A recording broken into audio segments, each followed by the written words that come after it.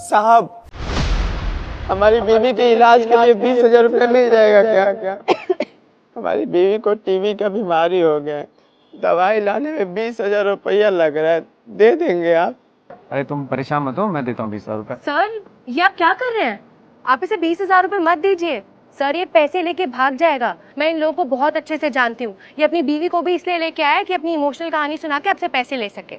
Madam जी, आप गलत समझ रही है, ऐसा कुछ नहीं है। सच में हमारी बीवी को टीबी का बीमारी हुआ है।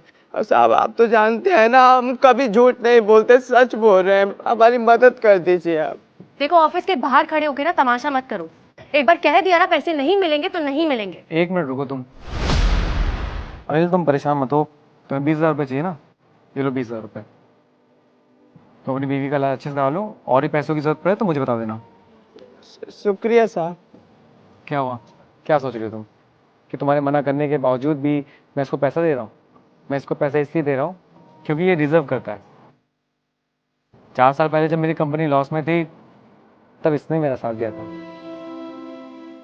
अनिल, सलाम साहब। अनिल तुम एक काम करो, कल से ड्यूटी में मत आना। क्यों साहब? बस ऐसे ही, एक काम करना, तुम कल से ड्यूटी में मत आना, और जो तुम्हारी सैलरी है वो मैं अगले महीने तक दे दूंगा। साहब, हमसे कोई गलती हुआ है क्या? बताइए ना, हम अपनी गलती सुधार लेंगे। बता दीजिए साहब, ऐसे मत बोलिए, नौकरी से मत निकालिए। अरे नहीं नहीं, तुमसे कोई गलती नहीं हुई है, तुम अपनी ड्यूटी बहुत ईमानदारी से कर रहे हो। वो क्या है ना कि कंपनी थोड़ा लॉस में चल रही है और अभी मेरे पास पैसे नहीं है एम्प्लॉय को देने के लिए। कंपनी के आधे एम्प्लॉय जा चुके हैं ऐसे ही, और बाकी जो हैं उनको मैं सैलरी दे नहीं पा रहा हूँ। और मुझे लगता है कि अभी ये सारी प्रॉब्लम 2-3 महीना और चलेगी। अब बिना पैसों के लिए तो कोई मेरे लिए काम करेगा नहीं, तुम्हें भी अपना घर चलाना है। तो तुम एक काम करो, तुम कहीं और जॉब देख लो जिससे तुम्हें पैसे मिल जाएं और तुम अपना घर चला सको। साहब, आपको जो कहना था आपने कह लिया। अब मुझे जो कहना है वो सुनिए।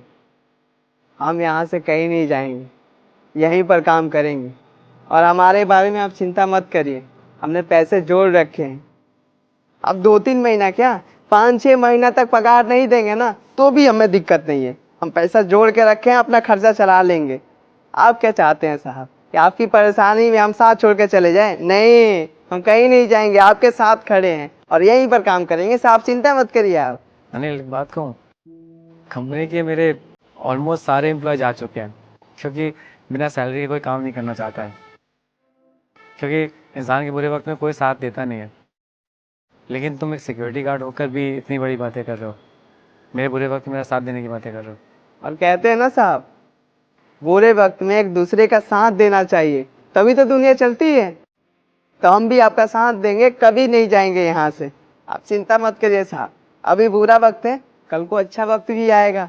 आप एकदम तरक्की करेंगे, खुश रहेंगे, चिंता मत करिए, ऊपर वाला सब कुछ ठीक कर देगा। Thank you. ये मेरी कंपनी का कोई सिक्योरिटी गार्ड नहीं है, ये मेरी कंपनी का एक मेंबर है जिसने मेरे बुरे वक्त में साथ दिया था।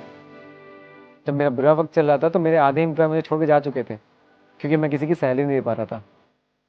लेकिन ये रुका रहा, इसने बोला कि मुझे सैलरी नहीं चाहिए, मैं आपके साथ हूँ। एक सिक्योरिटी गार्ड जिसकी सैलरी सिर्फ 12,000 रुपये, उसको सैलरी नहीं मिल रही थी, फिर भी वो कंपनी के लिए काम कर रहा था।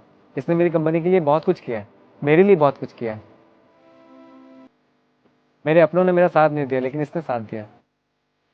और जब कोई बुरे वक्त में साथ देता है ना तो उसको कभी नहीं भूलना चाहिए। और आज जब ये परेशान है तो मैं इसकी परेशानी में इसका साथ क्यों नहीं दूंगा? मेरी कंपनी में हर एम्प्लॉय सेम है, चाहे इस कंपनी का मैनेजर हो या सिक्योरिटी गार्ड। और मैंने इसको आज तक सिक्योरिटी गार्ड कभी समझा ही नहीं है। मैं इसे अपनी कंपनी का एक मेंबर समझता हूँ जिसने मेरी कंपनी का साथ दिया। और अनिल, परेशान होने की कोई ज़रूरत नहीं है। तुम्हारी बीवी बीमार है, इलाज में मुझे पता है बहुत सारे पैसे लगेंगे और तुम्हारे पास उतने पैसे भी होंगे नहीं, तभी तुम मुझसे 20,000 रुपये मांग रहे हो। तो आज से तुम्हारी बीवी के इलाज में जो भी पैसे लगेंगे वो कंपनी देगी, ठीक है? और जैसे मैंने बोला ना कि तुम मेरे कंपनी के मेंबर जैसे हो, मतलब तुम लोग भी मेरा परिवार हो। तो अगर परिवार में किसी को दिक्कत होती है तो परिवार वाला तो खड़ा होता है। तो अब से तुम्हें परेशान होने की कोई दिक्कत नहीं है, अच्छे से अपनी बीवी का इलाज कराओ और उसका ख्याल रखो। बहुत बहुत शुक्रिया साहब, हमारी मदद करने के लिए, हमें अपना समझने के लिए, हमें इतनी इज्जत देने के लिए। साहब, हम कहीं ना कहीं यहाँ पर मामूली से सिक्योरिटी गार्ड हैं और आप यहाँ के मालिक। और कभी भी हमें आप छोटा महसूस नहीं होने दिए, हमें अपना समझते हैं। इसी वजह से हम आज तक इस कंपनी में काम कर रहे हैं और हमेशा करते रहेंगे मन लगा के। हम आपके काम को अपना काम समझ के करते हैं क्योंकि आप इतने अच्छे ही हैं।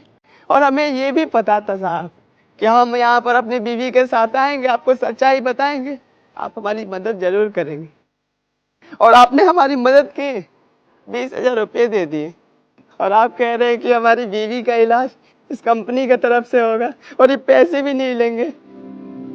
साहब ये आपका एहसान हम मर के भी नहीं चुका पाएंगे, सच बता रहे हैं। अरे इसमें एहसान की क्या बात है, तुमने मेरी कंपनी के लिए बहुत कुछ किया है। आज मुझे मौका मिल रहा है तुम्हारे लिए कुछ करने का, तो मैंने भी कर दिया। खैर वो सब छोड़ो, अब तुम अपनी वाइफ का ख्याल रखो, ठीक है? जी। चलो। पैसा मिल गया है, अब तुम्हें परेशान होने की जरूरत नहीं है, अब तुम्हारा इलाज भी हो जाएगा, ठीक है?